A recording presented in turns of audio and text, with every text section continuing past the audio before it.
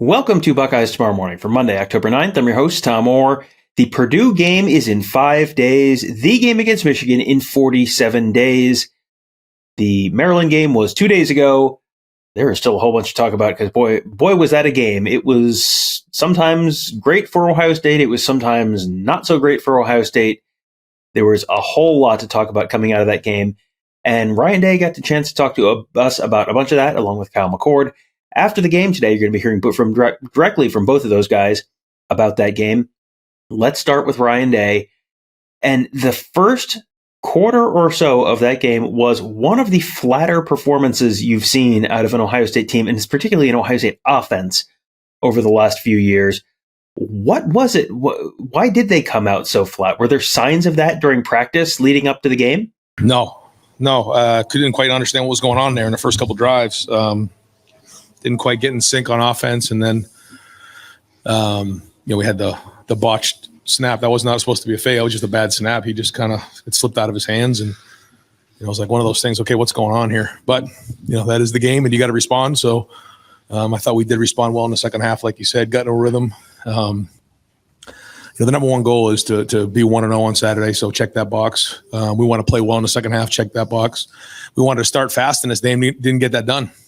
So we got to look at why that is. But yeah, you can start to see the rhythm again in the second half. Similar to how we got in that 2-minute drive 2 weeks ago. So got to look at that and figure out why that is.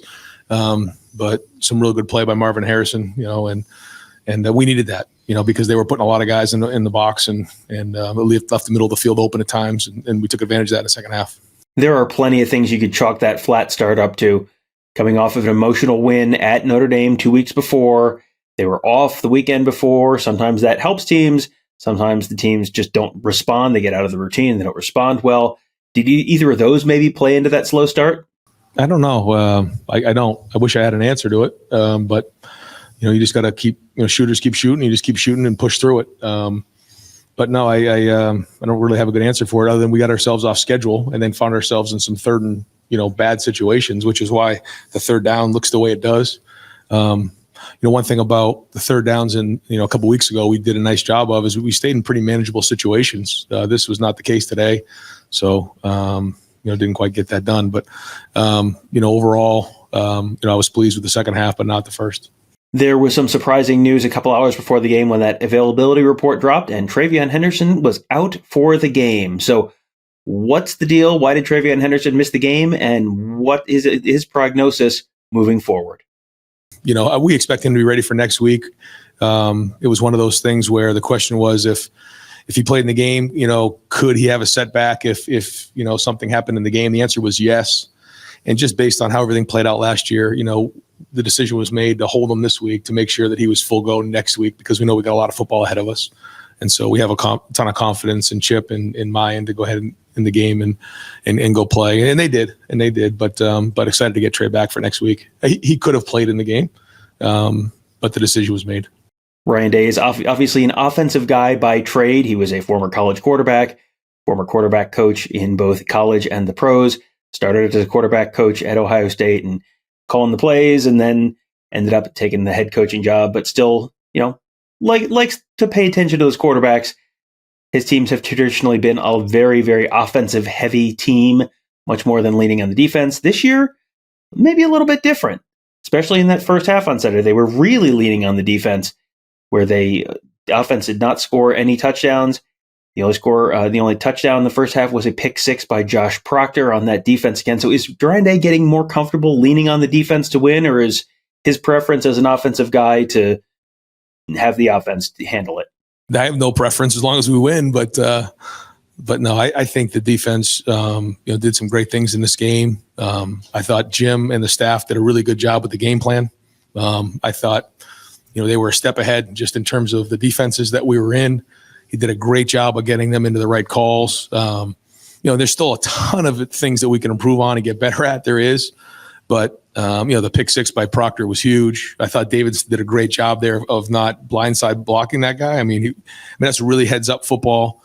We got too many penalties on here. We got to get that all cleaned up. But I think our guys are playing hard, and I think that's the thing to me. Like, there's certain things that we can clean up, some things that were close, but our team is playing with passion. They're playing physical. They're playing hard. I mean, to see Josh make that play and then run down on the kickoff, stick the guy inside. I think it was inside the 20-yard line. There's just a lot of that play going on, and it's an exciting team to be around. I think the most exciting part of it is we haven't even reached where we can be, so we got to keep building and growing. But one of the things that you're starting to see about this team is we don't panic. If it's not going quite right, we're going to keep pushing forward. And maybe in the past it was like, okay, if things weren't going well in the first half, if it wasn't like the scoreboard wasn't turning over every couple of drives, everybody would start getting panicky. I think these guys have some poise. They played some games, and counting on that experience to pay off here in October and November. The Buckeyes really kind of struggled to run the ball for most of the game on Saturday. And there were some times when Kyle McCord was under pressure as well. So is the offensive line, is that an area where they're maybe looking at changes? Is that stuff that they maybe considered over that off week? And is the offensive line really kind of an area of concern for the Buckeyes right now? I gotta watch it one more time and just see where we're at with what's going on. I know that there's a lot of guys in the box. They're going to stop the run, and that opened up the pass game in the second half. But I don't know exactly what our numbers were. I know I think it was less than 100 yards. I know the big sack probably took away some of it, but I think we were just over 85 yards or so rushing. And we expect to be higher than that. So again, I gotta figure out what it is. Is it the personnel, the scheme, or the coaching of it? I felt like we had a good plan going in. They got a pretty good front. They do a nice job, but we want to be more explosive. But like for instance, you're coming out on the 10-yard line, and there's a lot of guys in the box, and it opened up a huge play for Marvin down the middle of the field. So those are the things that we have to do. Is if they're going to put that many guys in a box, then we got to be able to throw the football with what we have. But at the same time, when the box looks right, we got to be efficient. And I'll look at that, and when we have our press conference on Tuesday, I'll probably have a better answer for you. Next up, you get a little twofer. The reporter who asked this question asked two different questions, and so you're going to get the answers to both of them. The first one is kind of an evaluation of Kyle McCord's day, and then the second part is an update on the status of wide receiver Emeka Egbuka, who went out with a leg injury during the game, did not return. I think he would tell you, he felt better about the second half than he did the first. Made some nice throws. Wishes he had some back, but yeah, I thought played well there. I don't know what exactly the numbers were in the second half, but that's what our expectations are. And I know he wants to be great, and we'll look at it and try to get better. But and then with Mecca, they're evaluating him now. Doesn't seem like something major, but I don't really have much of an answer for you right now. Ohio State's defense allowed just 17 points. The first 7 came on a 30-yard drive after that weird botched punt at the start of the game. Then they gave up a field goal at one point, and then they gave up a touchdown drive to open the second half, and that was it. And after that, they pretty much locked Maryland down. So when you're looking at a quarterback and an offense led by Talia Tagovailoa, who has been very effective over the years, quite an effective passer, a little bit of a dangerous runner at times, that's a challenge. So how did the defense do containing him and the Maryland offense? There was some good plays and some ones that he snuck free on for sure. Yeah. And you can see sometimes we're bringing 5 or 6, and then there's sometimes we're bringing 4, sometimes we're bringing 3. And then, so what you do is you try to change up the look in the back end for him. Are there 8 guys in coverage, 7 or 6? Sometimes 0. There was a couple that we brought 0 pressure on. And so when that happens, you have to have a good plan for it. I thought there were some good snaps, but I think there's going to be some things that we know we could have probably handled much better. But again, overall, the goal was to, pretty much contain him.